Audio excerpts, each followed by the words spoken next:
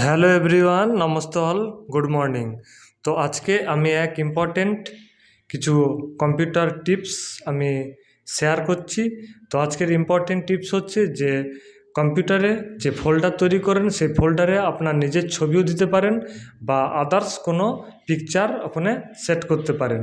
তো কি তার প্রসেস আছে, অল টোটাল কিন্তু প্রসেসিং আমি দেখাচ্ছি, আপনারা দেখতে থাকুন।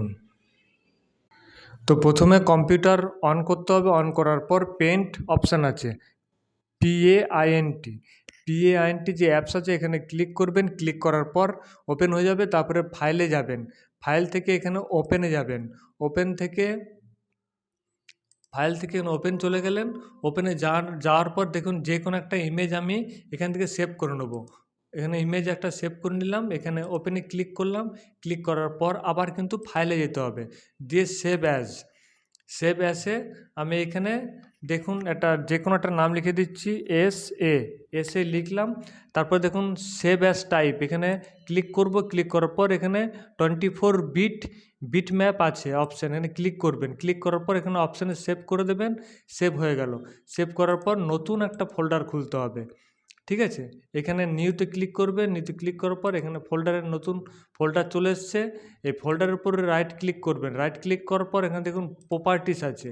প্রপার্টিসে যাওয়ার পর এখানে দেখুন ডান দিকে কাস্টমাইজ আছে, কাস্টমাইজে ক্লিক করবেন। ক্লিক করার পর চেঞ্জ আইকন আছে, চেঞ্জ আইকনে ক্লিক করবেন। তারপরে ব্রাউজে ক্লিক করবেন। তারপরে এখানে যেটা আমি সেভ করেছিলাম ফাইলে SA, ঠিক আছে। তারপর এখানে চলে এসছে দেখুন, এখানে এসে তারপরে এখানে ওপেন করবেন। ওপেন করার পর এখানে দেখুন ফটোটা চলে এসছে। চলে আসার পর এখানে দেখুন ওকে বটন আছে, ঠিক আছে। এই ওকে বটনে ক্লিক করবেন। তারপরে এখানে আরেকটা ওকে আছে, এই ওকে বটনে ক্লিক করবেন। দেখুন এখানে পুরো ফোল্ডার চলে এসছে। এটা কিন্তু একটা ফোল্ডার। পুরো আপনি যে কোনো ছবি দিতে পারেন, আপনার নিজের ছবিও দিতে পারেন বা যে কোনো আপনি পিকচার এখানে দিতে পারেন। এটা কিন্তু একটা ফোল্ডার। এটা আমি ওপেন করব, এই দেখুন এটা ওপেন করছি, এটা কিন্তু একটা ফোল্ডার হয়ে গেল। তো এরকম ছোট ছোট আপডেট আমি নিয়ে আসবো, সুন্দর আপডেট। তো আমার চ্যানেলকে অতি অবশ্যই লাইক এবং শেয়ার করবেন, ভালো লাগলে সাবস্ক্রাইব করবেন। Thank you.